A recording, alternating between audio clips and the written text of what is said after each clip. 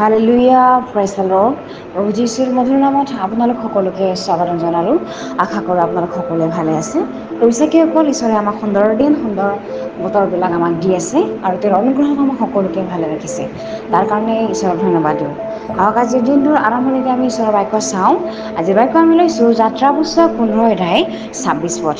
ইয়াত সুন্দৰ ঈশ্বৰৰ বাক্যই আমাৰ কাৰণে কৈছে, আৰু তেওঁ ক'লে, তুমি যদি তোমাৰ ঈশ্বৰ জিহুৱাৰ বাক্য আগ্ৰহেৰে শুনা, তেওঁৰ দৃষ্টিত যি উচিত তাক কৰা, আৰু তেওঁৰ আজ্ঞালৈ কাণ দি তেওঁৰ সকলো বিধি পালন কৰা, তেতে মই মিছৰীয়াহঁতক যি সকলো ৰোগ দিছিলোঁ সেইবোৰৰ কোনো ৰোগ তোমাক নিদিম, কিয়নো মই তোমাৰ আৰোগ্যকাৰী জিহুৱা।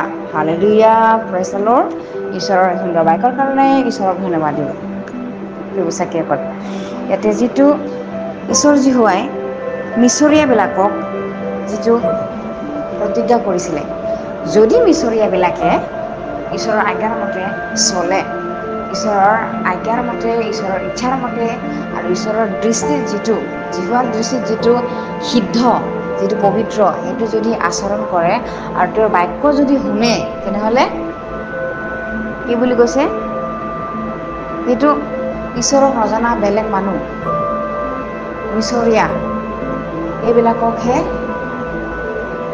ঈশ্বৰে এই ৰোগবিলাক কি বুলি কৈছে, মিছৰীয়াবিলাকক যিটো দিছিলে সেইটো তোমাক নিদিম বুলি কেনে কৈছে। যিবিলাকে ঈশ্বৰৰ লগত থাকে, যিবিলাকে ঈশ্বৰৰ ভয়কাৰী ব্যক্তি হয়, তেওঁবিলাকক ঈশ্বৰে এই বেমাৰবিলাক নিদিয়ে। সেইকাৰণে আমি আজি সেই ঈশ্বৰ জিহুৱাৰ বাক্যত মানিব লাগে, তেওঁৰ বাক্য দি আমি চলিব লাগে।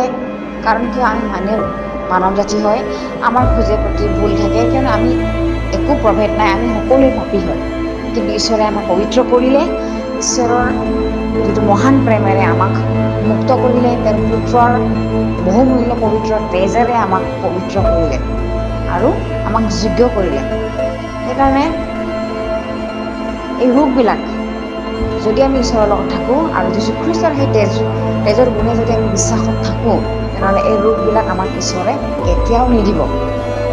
হয়, আমাক পবিত্ৰ কৰিছে ঈশ্বৰ জিহুৱাই, নিজৰ পুত্ৰৰ পবিত্ৰ তেজৰ গুণেদি আমাক পবিত্ৰ কৰিলে, কিন্তু আমি সেই তেজৰ মূল্যটো যদি বুজি নাপাই পেলাই, আমি যদি অপৰাধী কৰি সেই বহুমূল্য তেজক যদি সেৱা জ্ঞান কৰি যদি আমি খ্ৰীষ্টক লৈছোঁ বুলি যদি নিজকে ভুলাই পেলাই আমি যদি মন্দ কাৰ্যত লিপ্ত হওঁ, সেই জীৱিত ঈশ্বৰ যীশুৰ যিটো মহান বলিদান, সেইটো যদি আমি সেৱা জ্ঞান কৰি জাগতিক হিচাপে যদি আমি লিপ্ত হওঁ, তেনেহ'লে এই ৰোগবিলাক নিশ্চয় আমাৰ তাত আহিব।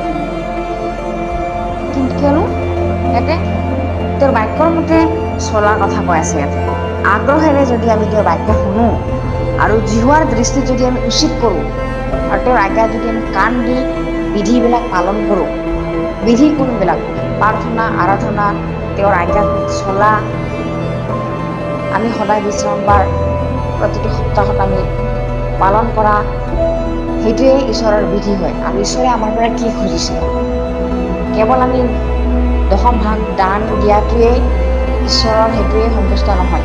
আমি তেওঁৰ প্ৰথম স্থানটো আমি তেওঁৰ দিছোঁনে নাই। প্ৰথম স্থান মানুহৰ বেলেগ বেলেগ হ'ব পাৰে, জাগতিকত চলিতা ঘৰৰ কাম, নিজৰ চাকৰি, নিজৰ বিজনেছ, ব্যৱসায় বাণিজ্য, নিজৰ কোনোবা ভাল লগা, আমি তেওঁবিলাককে বা সেইবিলাক বিষয়তে আমি প্ৰথম স্থান দিওঁ, কিন্তু ঈশ্বৰ যিহক পাহৰি যাওঁ, আমি জীৱিত ঈশ্বৰক পাহৰি যাওঁ। কিন্তু ঈশ্বৰে কি কৈ আছে, প্ৰথম আজ্ঞাটো হৈছে যে তেওঁক আমি প্ৰথম স্থান দিব লাগিব। আমাৰ আগত কোনো এনেকুৱা ব্যক্তি নাথাকক জিহুৱাৰ বাদে, জিহুৱাহে আমাৰ প্ৰথম, আমাৰ ঈশ্বৰ আমাৰ চকুৰ আগত হ'ব লাগে। সেইকাৰণে এইবিলাক আজ্ঞা হ'ল ঈশ্বৰৰ, আৰু যদি আমি এইবিলাক আজ্ঞাবিলাক মানো, তেনেহ'লে এইবিলাক ৰোগবিলাক আমাক ঈশ্বৰে কেতিয়াও নিদিব। আৰু বিশ্বাসীসকল, যেতিয়া আমাৰ কিবা এটা ৰোগ হয়, তেতিয়া আমাৰ বিপদত পৰোঁ, বেমাৰ হয়, নৰিয়াত পৰোঁ, আমাক নিশ্চয় আমাক কিবা এটা ভুল হয়।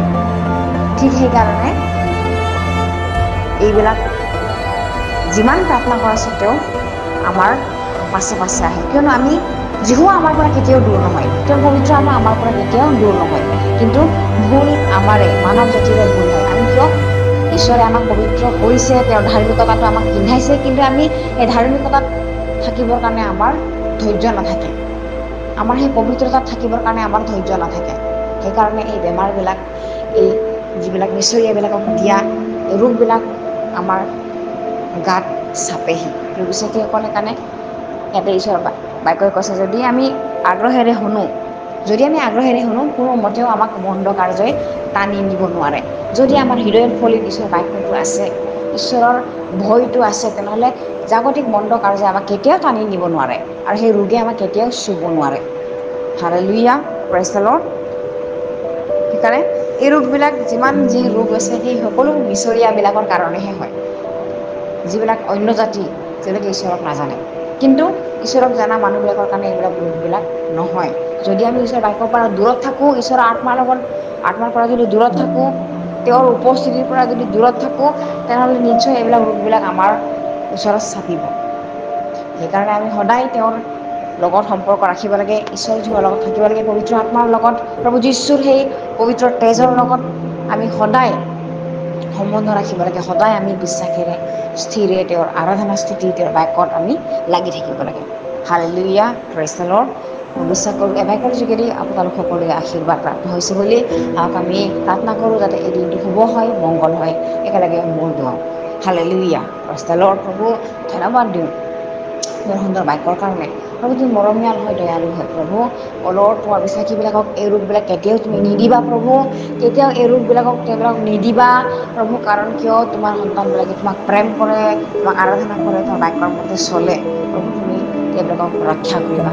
ধন্যবাদ প্ৰভু, যাতে তোমাৰ নামটো এই সকলো তোমাৰ বিশ্বাসীবিলাকে গৌৰৱ কৰে, মহিমা কৰে, যাতে আন জাতিবিলাকেও, যিবিলাকে তোমাক নাজানে, সেইবিলাকেও যাতে তোমাক চিনি পায়। তুমি নিজে সুস্থকাৰী, তুমি নিজে জীৱিত হয় প্ৰভু।